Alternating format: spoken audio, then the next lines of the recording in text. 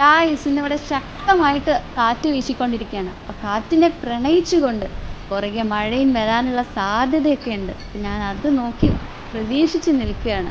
അപ്പോൾ പക്ഷേ ഇവർ രണ്ടുപേരും കൂടി ഒരുമിച്ച് വരുമ്പോൾ പ്രശ്നം അല്പം ഗുരുതരാവുകയും ചെയ്യും. പടർന്ന് പന്തലിച്ച് നിൽക്കുന്ന നമ്മുടെ ഈ ബദാം മരം ഉണ്ടല്ലോ, ഉഷ്ണകാലത്ത് മനസ്സിനും ശരീരത്തിനൊക്കെ തണുപ്പ് നൽകാറുണ്ടെങ്കിലും വഴി മാറടാ മുണ്ടയ്ക്കൽ ശേഖരാ എന്ന് പറഞ്ഞു വരുന്ന നീലകണ്ഠൻ കാറ്റിനോട് എത്രത്തോളം നമ്മുടെ ബദാം മരത്തിന് പിടിച്ചു നിൽക്കാനാവുമെന്ന് ഞങ്ങൾക്ക് എപ്പോഴും സംശയമാണ്.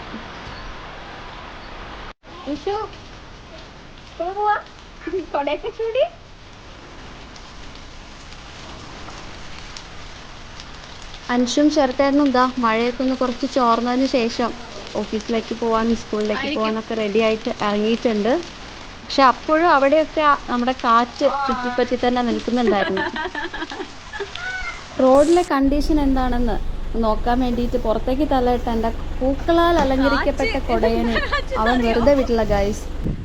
കൊതുകിന് മുട്ടയിട്ടിട്ട് അംഗസംഖ്യ വർദ്ധിപ്പിക്കാനുള്ള വെള്ളം ഊച്ചാലുകളിലെല്ലാം നിറഞ്ഞു നിൽക്കുന്നുണ്ടായിരുന്നു.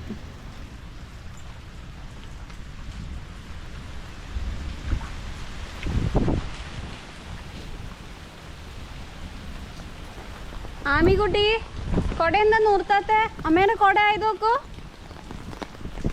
അമ്മേനെ കൊട നോക്കൂ. എന്താ നൃത്തം വെക്കേ മഴയത്ത്? ഒരു കൊട നൂർത്താനും കഴിയുന്നില്ലടോ. ഒരു കൊട നിർത്താൻ കഴിയില്ല. ഓടുന്നുണ്ടോ കാറ്റിന്? കാറ്റ് കൊണ്ടുപോവാണോ അമ്മിക്കുട്ടീനെ? അയ്യോ, ഇഷ്ടായോ മഴ പെയ്തിട്ട്? നല്ല തണുപ്പില്ലേ അല്ലേ? സൂപ്പർ. ഈ മഴയത്ത് നമുക്കിനി എന്ത് ചെയ്യാം? നല്ല ചൂട് ചായ കുടിക്കാം.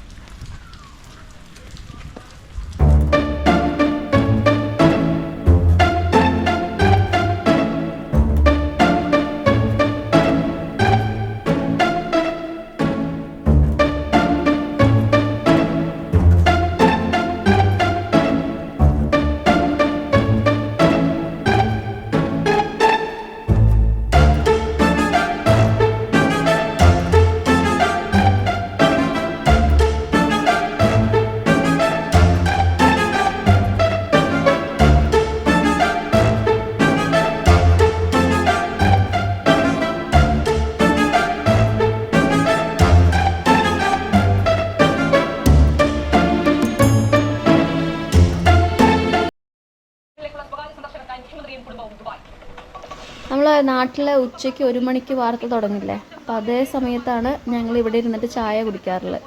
നമ്മൾ രാവിലത്തെ ചായ അവിടുത്തെ ഉച്ചയ്ക്ക് നിങ്ങളൊക്കെ ചോറ് കഴിച്ചിരിക്കുന്ന സമയത്ത് ഞങ്ങളിവിടെ കഴിക്കാറുള്ളത്. അത് സമയത്തിൻ്റെ ഡിഫറൻസ് അത്രയുണ്ടെന്ന് നിങ്ങൾ ഓർക്കണം. അപ്പോൾ ഇന്നുണ്ടാക്കിയത് ഉപ്പുമാവാണ്. അപ്പോൾ ഉപ്പുമാവ് ഉണ്ടാക്കിയപ്പോൾ ആമിക്ക് തീരെ ഇഷ്ടമായിട്ടില്ല. എന്നോട് പറഞ്ഞത് ദോശ, ഇഡ്ഡലി ഇതൊക്കെയാണ് അവളെ ഫേവറേറ്റ്. അപ്പോൾ ഞാൻ ഉപ്പുമാവ് അതിൻ്റെ ഇടയിൽ ഞാൻ കഴിക്കുന്നുണ്ടെങ്കിലും ഇടയ്ക്ക് അവളെ വാരി കൊടുത്ത് നല്ല കഴിപ്പിക്കാനാണ് ശ്രമിക്കുന്നത്. ഭക്ഷണം കഴിക്കണമെങ്കിൽ ഈ ന്യൂസ് മാറ്റി കാർട്ടൂൺ വെച്ച് തരണം എന്നുള്ള കട്ടിയായിട്ടുള്ള ഡയലോഗുകളൊക്കെ നമ്മളോട് പറയാറുണ്ടെങ്കിലും ഞാനതൊന്നും മൈൻഡ് ചെയ്യാറില്ല. അപ്പോൾ അതുകൊണ്ട് തന്നെ കുറച്ച് നേരം ഇങ്ങനെയൊക്കെ പറയും, കരയും. അതൊക്കെ കഴിഞ്ഞാൽ പിന്നെ താനേ നിർത്തും. രാവിലെ എണീറ്റ് കഴിഞ്ഞാൽ ഞങ്ങൾ ന്യൂസ് ഇതുപോലെ വെക്കാറുണ്ട്, ഒരു അരമണിക്കൂർ. അത് കഴിഞ്ഞാൽ പിന്നെ മാറ്റും. പിന്നെ ഫുൾ ടൈം കാർട്ടൂൺ തന്നെയല്ലേ.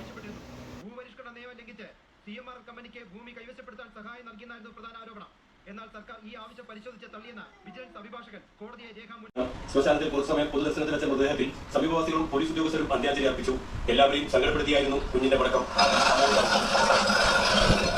പോലീസിലെ മുഴുവൻ ഉദ്യോഗസ്ഥന്മാരും വനിതാ ഉദ്യോഗസ്ഥരും എല്ലാവരും വന്നു. ചില ന്യൂസൊക്കെ കാണുമ്പോൾ എനിക്ക് സങ്കടമാവാറുണ്ട്. ഞാൻ ആമീൻ്റെ മുഖത്തേക്ക് നോക്കുമ്പോൾ ആമീൻ്റെ മുഖത്തും സങ്കടം കാണാറുണ്ട്.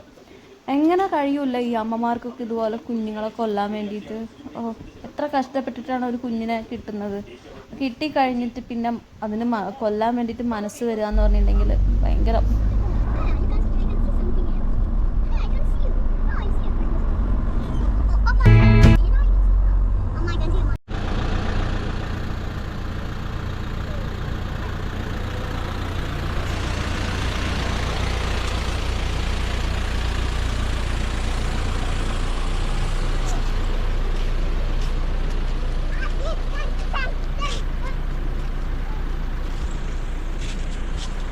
ഗൈസ്, നമ്മളിപ്പോൾ ഹോസ്പിറ്റലിലേക്കാണ് വന്നത് ഈ രാത്രിയിൽ.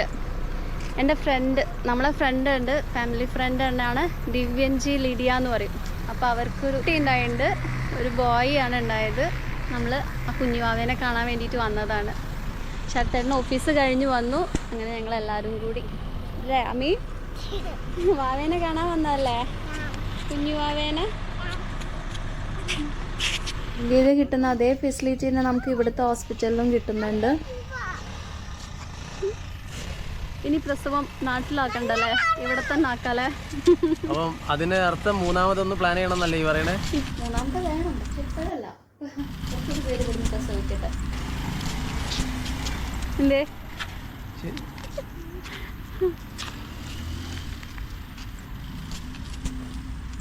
ഏട്ടനും അനിയത്തി എങ്ങോട്ടാ? കൈയൊക്കെ കെട്ടി, ഇതാരാണ്?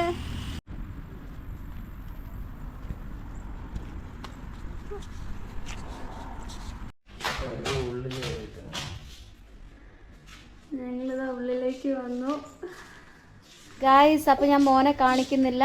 അപ്പോൾ ഇന്നത്തെ വീഡിയോയിൽ നമുക്ക് ഇത്രയേ ഉള്ളൂ വിശേഷങ്ങൾ. ഡെയിലി ഞാൻ ഇതുപോലെ വീഡിയോസ് എല്ലാം അപ്ലോഡ് ചെയ്യാൻ ശ്രമിക്കാം. അപ്പോൾ നമുക്ക് വീണ്ടും അടുത്ത വീഡിയോയിൽ കണ്ടുമുട്ടാം. അതുവരേക്കും എല്ലാവർക്കും നന്ദി, നമസ്കാരം. Thanks for watching. Tata, by.